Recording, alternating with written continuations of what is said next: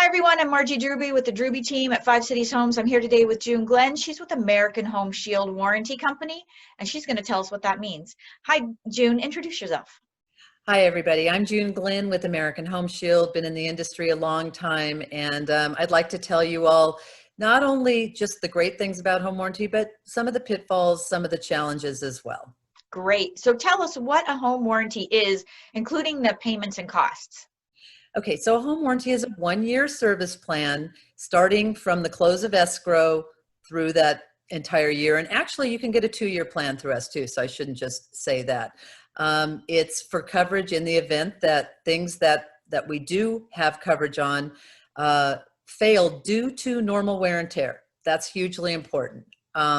Costs can range anywhere from about $350 up to, depending on what kind of options you have, could be, $700–800. There is a service fee involved in it. We don't call it a deductible in insurance. You call it a deductible in a home service plan or home warranty. We call it a service fee. And it's about, again, it varies, but generally it's around $75 to $100. And they're hugely popular now. You can get one, most of the time people get it when they're in escrow. It's generally provided by the seller, not always. Sometimes the buyer will get it on their own if the seller does not provide one. Sometimes they split the cost. And then you as just a consumer can get one as well. And, realtors can get it on their own homes, on their rentals, whatever. Okay, so what are some of the typical things that a home warranty covers? Okay, so mostly what home warranties are looking at are systems and appliances within the perimeter of the home. Okay, so coverage for like dishwashers, refrigerators, major appliances in your kitchen, your HVAC system, your heating, air, water heater, plumbing, electrical. Keeping in mind that within the things that they cover, there are things that are not covered as well. So it's always important to read the non-covered section as well as the covered section, because again, it has to fail due to a normal wear and tear type thing, not, for instance, a rodent has chewed through the wiring on your HVAC system, so it's not working. Well, unfortunately, that's not considered in this industry as a normal wear and tear. So it would have to be, it's just old age, it's the motor burned out, things like that. Okay, so not that you put your fork in the microwave and you exploded it? Exactly. Okay. Exactly. Yes. Okay. And I think that's the biggest thing is that, a couple of the challenges are when a homeowner gets the home warranty and they say, oh, all the stuff's covered, something breaks, they call up and a service provider from the home warranty company's pool of service providers will go out, and oftentimes they say, oh, I'm sorry, there's someone left a fork in here and that's why it's not working. Well, you told me, my agent told me I have microwave coverage, I have oven coverage, I don't understand. And the hardest thing for them is they've got this contractor in the house, and yet the contractor says, I'm sorry, I can't help you unless you want to pay on your own and do this. And it's very confusing to them. And I understand, and I, I empathize with that type of a situation, but that is the type of thing that, does happen occasionally, because not always can we when somebody calls in on something, we can't always determine, oh, that's definitely covered. Sometimes we do have to go send what they call wheels on the ground to go and see, is it something that we truly cover, or was it caused by a non-normal wear and tear type of a situation? Yeah, because definitely diagnosing something over the phone when you can't even see what's going on, you wouldn't see that a rodent chewed the wire over the phone, right? Absolutely. And then that would be something they would definitely want to call depending on their deductible, it might be for their home insurance to cover if it's something like that. So, well, and that's a good caveat as well, in that home warranties cover primary damage, like your water heater breaks, we cover the water heater portion of it. Any secondary damage that may have been caused, carpeting that got ruined, flooring, that falls under your homeowner's insurance. So just kind that's of excellent. Well, that's good. And I just heard a story of somebody who had a conglomerate of assistants when she had a valve break or faulty valve break in a dishwasher, but between the home warranty and the home insurance and one other, I don't know what her other thing, but you get it all gets repaired. So, Right.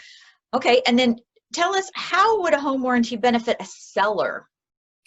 Okay, so many companies, including us, have what's called seller's coverage or listing coverage. It's been around since a long time, since the 70s. And actually, American Home Shield is the oldest home warranty company, started in 1974. And we were the first people that came out with this seller's coverage. It used to be free until, they realized, I don't know, we probably need we need to charge something for that. So it is a per diem charge, and it's something to help offset something that might break down due to normal wear and tear during that listing and or escrow period. Because a lot of times, you've got a listing, everything looks great, seems to be working. Right before the close of escrow, a water heater might go out, or they might have a plumbing leak. And there is a cap on that as far as how much we will cover. But if somebody decides to include this for their sellers, or their sellers, are going to pay for this per diem charge at the end of once escrow closes, then it's kind of a nice little something to have in your back pocket. Also, if you're going into a situation where it's multiple, they're interviewing multiple agents, or you've got, listings that maybe are staying on the market, not too much now, but in the future, maybe if that happens, they're hanging around for a long time. It's a good thing to have, because you just don't know when it's going to happen. Something can break down, and it could be right when you're in escrow, or right when the listing was taken. Right. Let's say I always have the gas company out to check a furnace, because I got bid on the Heine with an escrow before on that. We got it all solved, but now I want the gas company to check furnaces. If we're doing investigative inspections and the gas company red flags the furnace, then that would be the seller. That would fall under seller's coverage, because the new buyer has not taken ownership yet. Is that correct? As long as it falls under the coverage portion. And like I said, there is a cap on what we totally will do. And so let's say they do have seller's coverage, and let's say the heating portion of it, we go out there and it costs $500. Well, then they have $1,500 left for just that seller's portion of something that could go wrong, a water heater, a leak, electrical issue, things like that. Okay. All right. Well, that's very interesting. Thank you for that. And then how does it benefit the buyer? Because that's different. Yeah, it is different. And you can get just a buyer's policy, obviously, without having seller's coverage, which is what most people in the areas that I do, for whatever reason, they just get what's called a buyer's policy. And that kicks in at the close of escrow for a year or 2 years, whichever you've gotten. And it's really, here's the thing that's really important, is the buyer's policy, again, is just really to help offset those out-of-pocket costs that come up when you own a home. I mean, I don't care how new or beautiful a home is, it's an ongoing project, if you will. If people are living in it, you're using the water, you're using the electrical, you're using the water heater, toilets, all those kinds of things. So it's a little added insurance, if you will, that if some of those things break down, that hopefully it'll fall under the coverage. They'll only have to pay that $75, and then we'll either repair or replace it.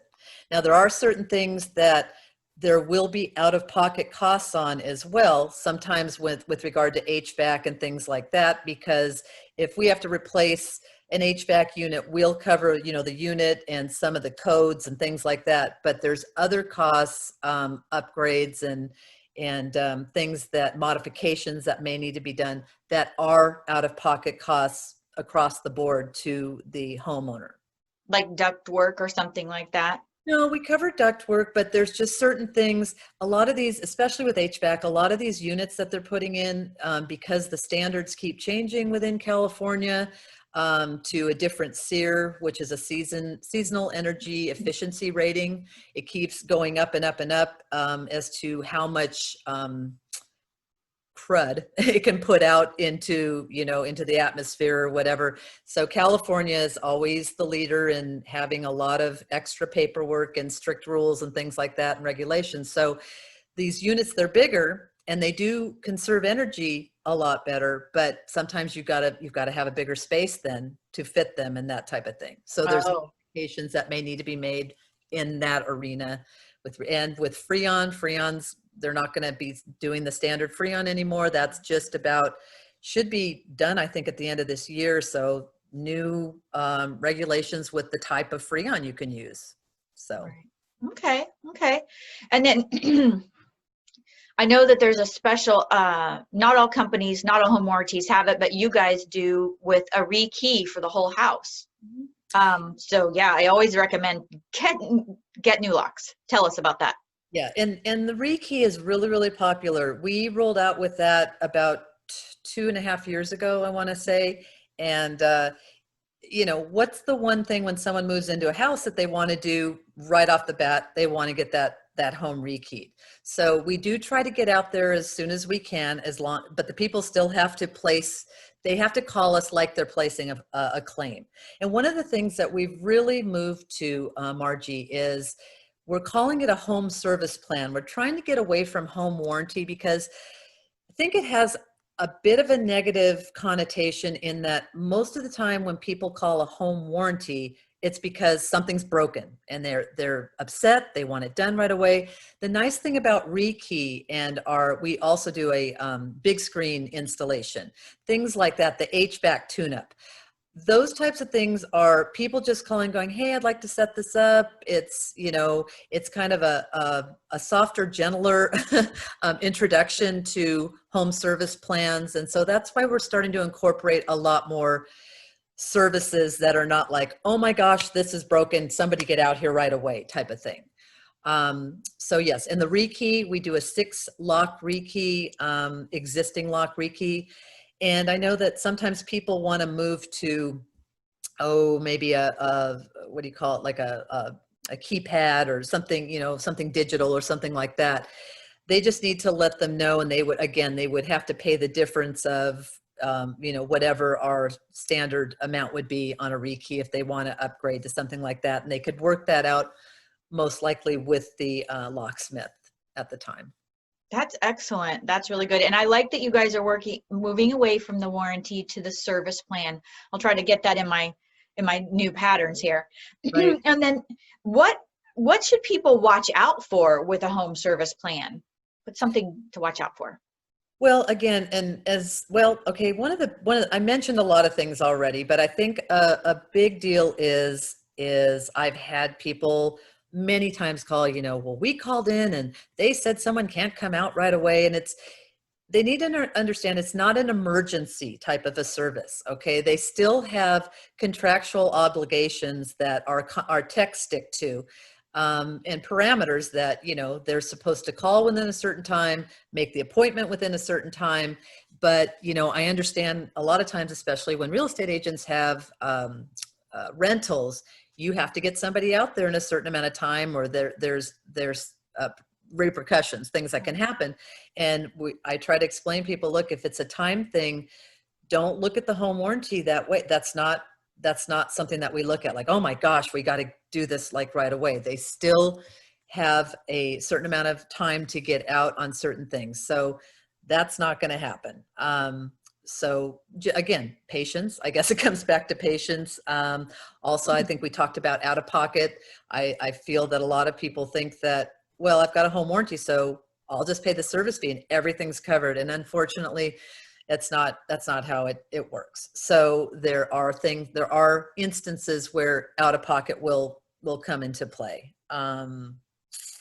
Yeah, again, and then just going back to what I said, it's your primary, the primary thing that goes down, not the secondary damage, because you do hear that a lot too. Well, the guy came out and I had a leak and all he did was, fix the wall, because that's all that home warranties are required to do, is bring it to a rough finish. They're not going to repaint, replaster, put tile back up or anything like that. Okay, well, that's really important for people to be aware of.